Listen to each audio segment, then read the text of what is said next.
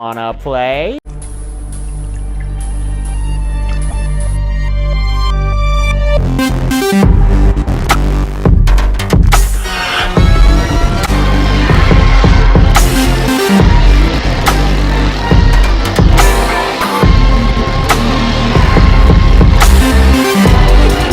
Here's Johnny! I need a bigger boat.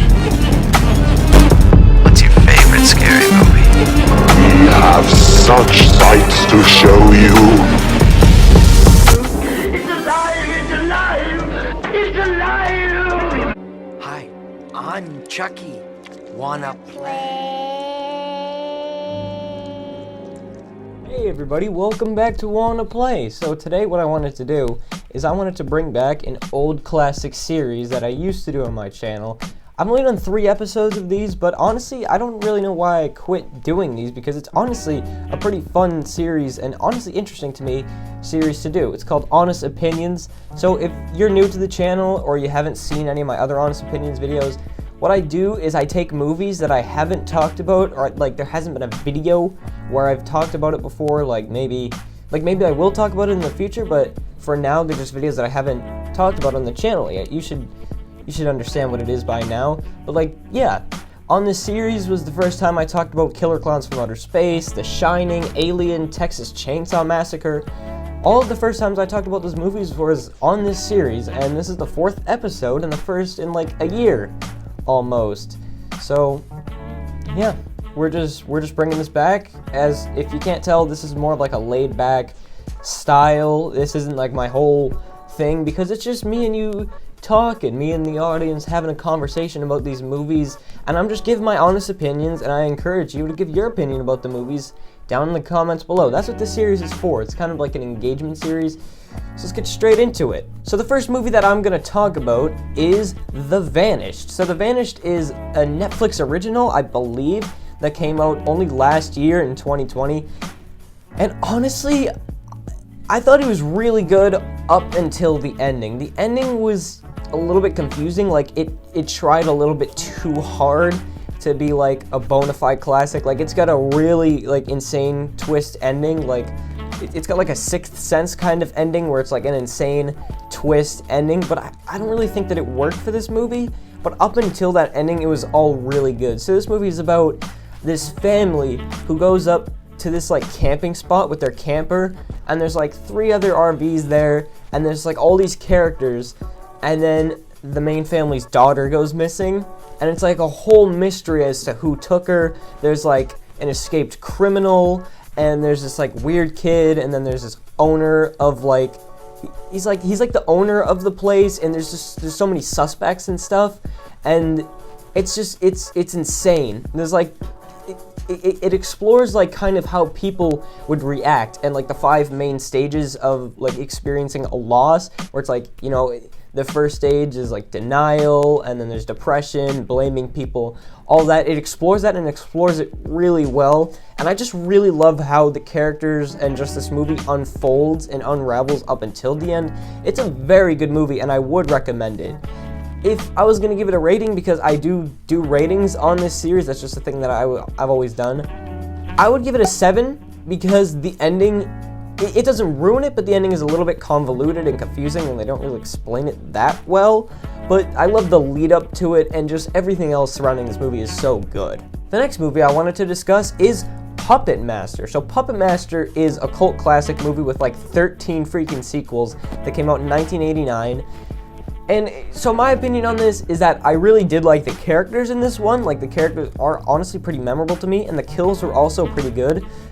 But it was a little bit underwhelming. Like for how much praise this classic movie gets, how it's like Full Moon features like best movie and best series, I feel like it underdelivered a little bit. Like I wasn't the biggest fans of the puppets. Obviously Blade is a really cool puppet, and I do like Pinhead, but the rest of them I feel like, I don't know, it's no Child's Play, I guess. Like it's obviously it's a Full Moon picture, so it's not gonna be Child's Play levels, but it's just not my favorite.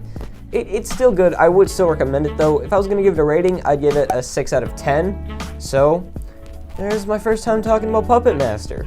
Next up is Alice Sweet Alice. I freaking love Alice Sweet Alice. Like, oh my god. It's one of the OG slashers. It came out only 1 year after Black Christmas, so it's another one that predated Halloween.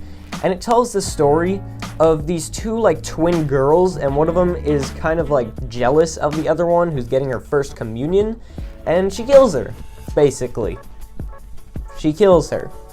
And then there's a lot of, like, really annoying characters, and there's a lot of, like, controversial and kind of messed up stuff, but all of the controversial and annoying characters get killed off, and freaking Alice as the killer, her like, raincoat and her translucent mask is just such an iconic image, and it's one of my favorite slasher horror masks. It's so good. Like, I love Alice Sweet Alice. It's fantastic. The acting is amazing. I love how it unravels in the story. I didn't think the twist in the end really made too much sense, and it didn't really...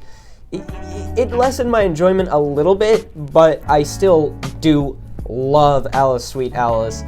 Overall, if I was going to give it a rating, I'd honestly give it an 8.5. It's not quite like a 9 out of 10 level, because it is a little bit dated in some aspects, but I really, really like Alice Sweet Alice, and probably, of all these, maybe my most recommended out of all of them. Next up, Truth or Dare. Wow! This is a 2017 movie that is honestly, I think, so bad that it's good. I hate this movie. It's terrible, but I also love it. It's one of those movies. It's like, it tries to do so many different things at the same time. Like, it tries to be kind of like a goofy, funny concept, but then it also has kind of like messed up and emotional moments, and the story is just so weird, and it's so confusing, but like I don't get why there's like a whole demon Mexican possession cut out your tongue storyline going on, but like just the Truth or Dare concept and all of the stuff surrounding that was really fun. Like, I love all of like the dares that they had to do and the truths that they had to tell. It's just like such a fun concept. You can tell that they didn't like try at all. Like, the producers were given a title. They were given the title Truth or Dare, and then they just had to go with it. And they thought of making a horror movie, and it shows. But the ending is fantastic. Like, I really hope that they have a sequel to this, because the ending is insane. If you don't know what it is, I'm about to spoil it, so skip ahead like 20 seconds maybe. The ending, so the main character learns that you can't stop this game. There's like no way to stop it, but you can delay it, so it has to like go around to people before it comes back to your turn. And so she's like a famous YouTuber, like that's her kind of thing. So she goes on live stream and tells literally the entire freaking world Truth or Dare. So the whole world basically dies in the end. It's one of those movies. It's fun, it's dumb, I hate it, and I love it, and I'm gonna give it a 6 out of 10, because I can see how somebody would hate this movie, but I could also see how somebody would love this movie. And finally, The Sixth Sense. Top 10 horror movies of all time. It just is. It's so good. I only watched this about a week ago, and it's that good of a movie. Like, the whole thing, it just got better and better and better and better and better. Like, it's a long movie, and usually when I'm watching long movies, it does tend to get boring, it does tend to drag, and I tend to be like, well, when is something gonna happen? And it just gets better and better, and it just gets more, like, just more and more stuff starts to happen as the movie, like, goes along. It starts slow, and then it gets quicker and quicker and quicker, and just, it has one of the scariest jump scares in all of horror, and it's barely even a jump scare. It's that scene where the kid and the older guy, they're, like, walking down the hallway in the school, and then the older guy turns, and he's like, isn't that right? But then he's not there. And he looks behind him, and he's like, he'd stopped in front of, like, another hallway, and he goes, you have to be really quiet, really still. They can see us. And boom! Smash cut to hanging bodies in the school gymnasium. And it's like, what just happened? And then the ending is so good. The ending is so good. It's legitimately my favorite ending in all of horror, maybe all time. It's so good. Like, I love the ending. It was shocking. Like, the ending blew my mind. The ending is, it's such a good twist. I love The Sixth Sense. If I was gonna give The Sixth Sense a rating, I would probably give it a 9 out of 10 because it's not perfect, but it almost is. So thanks for watching this return to a classic series on my channel. So let me know what other movies you want to hear me talk about on this series. This series is going to be for ones that are like maybe they can't be talked about in the top 10 because like maybe I've already done that top 10 and I had seen this movie after, or maybe it's like, I don't know, something else that I'm probably not going to talk about for a while. Just let me know in the comments. Well, this is a fun series to do because there's not that much editing that I have to do, and it's a nice, like, engaging series. So let me know about what you thought about the movies that I talked about in this video down below. If you've only seen one, just talk about that one. If you've seen all of them, feel free to say your opinions on all of them. So thank you for watching this video. Goodbye and good night. Bang.